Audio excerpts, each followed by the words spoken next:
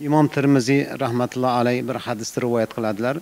Shunda Sunan Tirmiziyda shunday keladiki, haddasana Muhammad ibn Abdul A'la as-San'ani, haddasana Salamat ibn Rija, haddasana Valid ibn Jamil, haddasana Qasim Abu Abdurrahman an Abi Umamata al-Bahili deb mana shu roviylar bilan keladi. Shu roviylar haqida ko'p aytamiz. Shuni ham kitoblarda ko'rdikki, roviylarda aytsa o'sha pirlar, ustozlarning nomi zikr qilingan uchun davraga Alloh taoloning rahmati yoyiladi deganlar. Alloh taolo rahmatini to'kadi deganlar. Mana shuni shu roviylar orqali aytilyapti. Zukula Rasululloh sallallohu alayhi vasallam rojilan. Rasululloh sallallohu alayhi vasallamga ikkita odamni esladilar. Ahaduhuma abidun val akharu alim. Biri obid edi, kechalari ham uxlamasdan ibodat qiladi.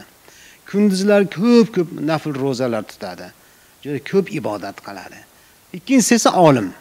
Shuni maqomlarini so'raganlarda payg'ambarimiz sollallohu alayhi vasallam fazlul alimi alal abidi ka fazli ala adnakum.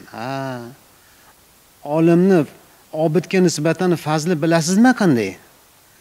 Men bilan sizlarning eng past darajadingizni o'rtamizdagi tafovut qanday bo'lsa, olim bilan obidning o'rtasidagi farq ham shu dedilar. Summa qala Rasululloh sallallohu alayhi vasallam, shuni so'ngidan yana Rasululloh sallallohu alayhi vasallam qo'shib qo'ydilar. Innalloha va malaikatahu va ahlas samawati val ardin bir rivoyatda val ard deb keladi.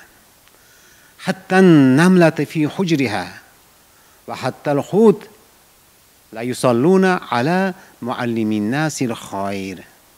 Albatta Alloh taolo, farishtalar, osmon ahli, hattoki uyasidagi chumoligacha, hattoki baliqqacha, u dengizlardagi baliqqacha odamlarga yaxshilikni o'rgatgan zotlarga salovat aytib turadi.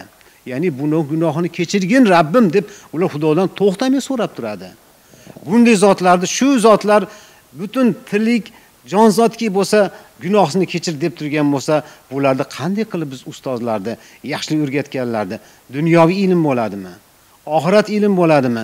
Kasb bo'ladimi? Hadisga e'tibor qiling, muallimin nasal xoir, odamlarga yaxshilikni o'rgatganlarga shular hammasi salovat aytib turadi. Demak, o'shalar haqiqatan ham shunga munosibki, shularni hurmat qilish kerak.